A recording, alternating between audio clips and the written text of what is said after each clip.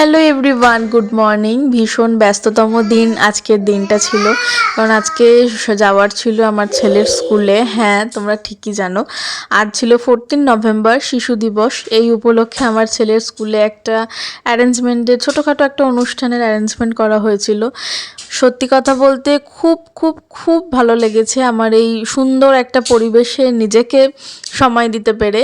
আর কি বলবো, যে যার যেরকম পেরেছে সেরকমভাবে পারফরমেন্স করেছে। আমার ছেলে আমার কোলে বসেছিল, সে ছুটে চলে গেছে সামনে, ওখানে গিয়ে নাচ করছে। আর ওর হাতগুলো লেগে গেছে বলে আন্টি ওকে বারবার সরিয়ে নিয়ে আসছিল। এই রকম আর কি, খুব মজার মধ্যে কেটেছে এই ছোট্ট ছোট্ট সময়গুলো।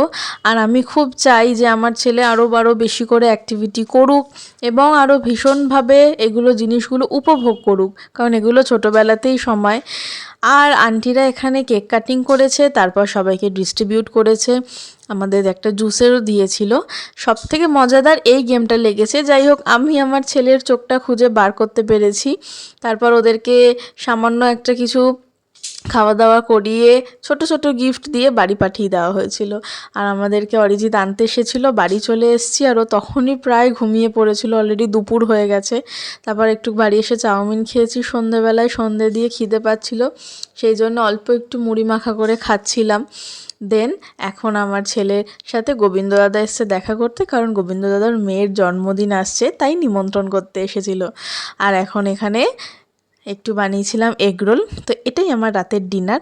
চলো, বাই বাই।